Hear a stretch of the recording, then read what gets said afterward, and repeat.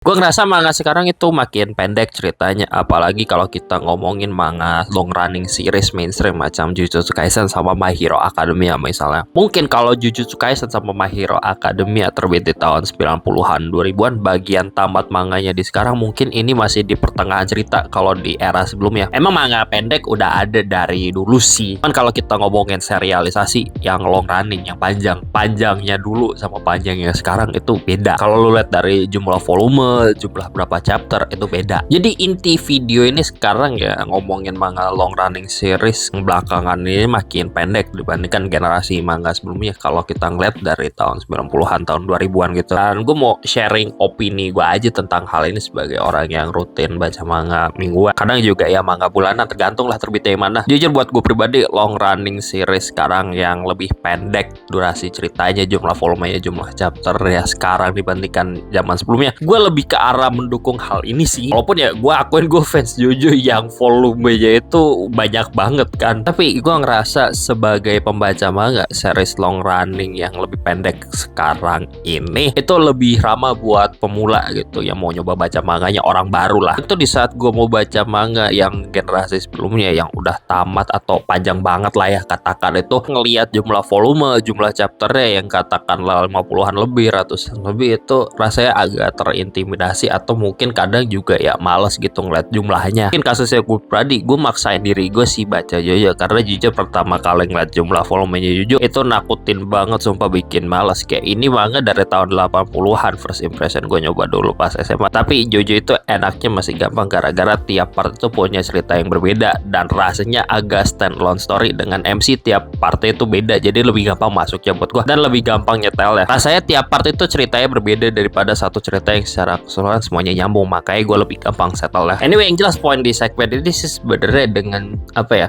jumlah volume, jumlah chapter long running series sekarang yang lebih pendek dibandingkan pendahulunya, ya intinya lebih ramah buat pemula, lebih ramah buat orang baru gitu kalau misalnya nyoba series ya nggak ngelihat jumlah volume yang banyak banget. Tapi apakah dengan makin pendek ya suatu cerita gitu ngebuat cerita ya jelek karena nggak sepanjang yang dulu? Jujur ya, gue selalu beranggapan kalau misalnya suatu cerita panjang itu bukan berarti bagus dan suatu cerita pendek itu bukan berarti jelek. Dalam konteks ini manga, lo punya cerita panjang banget namanya One Piece yang masih ongoing dan disukai banyak orang karena dirasa bagus banget. Lo juga punya cerita yang panjang banget romance namanya Kanokari yang banyak gak suka dan kualitasnya patut dipertanyakan. Case by case gendean itu panjang gak selalu bagus, pendek juga gak selalu jelek. Gue baca Dungeon Meshi itu kalau nggak salah 12 volume doang dan gue suka banget, itu tamatnya pas, ceritanya nggak kepanjangan, ceritanya enak gitu di situ tamatnya dan lumayan pendek. Tapi di satu sisi kalau lu ngelihat cerita manga yang pendek yang kurang juga banyak gitu. Gue nggak kepikiran sih contohnya apa, karena ya cerita manga pendek yang gue baca yang 12 volume gitu ratanya bagus sih. Mungkin hasil positif ya yang gue rasakan sekarang, cerita manga yang lebih pendek rasanya lebih padat dan pacingnya kerasa lebih cepat dan lebih to the point daripada manga long running yang dulu-dulu. Dan preferensi gue yang gini kali. Di satu sisi hal yang gue kangenin gitu kalau misalnya cerita yang panjang banget, itu cerita yang panjang itu rasanya lebih ekspansif, lebih gede gitu, lebih bikin penasaran gitu lanjutannya kayak gimana, karena kan makin panjang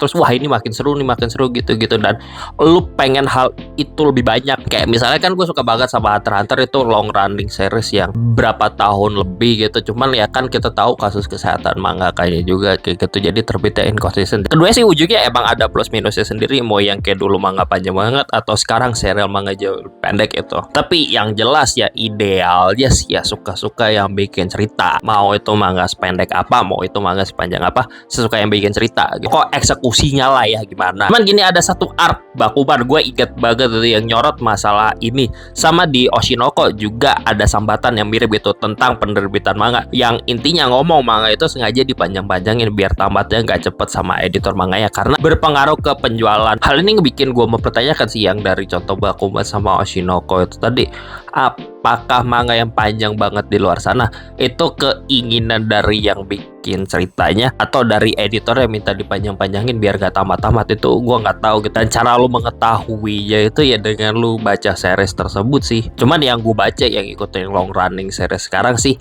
kayak Jojo yang gue suka banget itu ya overall kualitasnya bagus-bagus aja. Jadi yang buat gue pribadi kasusnya manga panjang banget yang gue ikutin itu karena yang bikin ceritanya pengen. Gak tahu kalau series yang lu ikutin gimana ya. Tapi yang jelas poin yang mau gue sampaikan di sini adalah kontrol kreatifnya lebih enak di zaman sekarang dengan series yang gak sepanjang dulu. Hasilnya bisa jadi mangaka sekarang lebih bisa mengendalikan kapan mereka mau mengakhiri series ya, dan gak diulur-ulur sama orang penerbitnya sama editornya biar gak tamat gitu buat penjualan. Kalau suka-suka mangakanya mau bikin cerita sepanjang apa gitu, suka-suka lah, terserah gitu, asalkan mereka mau. Terus apakah bakal terjadi fenomena manga panjang banget gitu kayak katakanlah Big Three Weekly Shonen Jump itu bakal terjadi lagi dengan jumlah manga yang sangat banyak? Kemungkinannya gak nol, tapi kayaknya susah banget gak sih kalau dipikir-pikir, karena udah perbedaan zaman gitu, pergeseran tren pasar dan tetek bengek lainnya ya. Kayaknya kompleks banget itu masalahnya. Gak bisa kebayang sih bakal ada manga kayak Detektif Conan yang beratus-ratus chapter lagi di generasi sekarang. Jujur paling gak Apex manga sekarang itu paling panjang serialisasinya kurang lebih 10 tahunan lah dari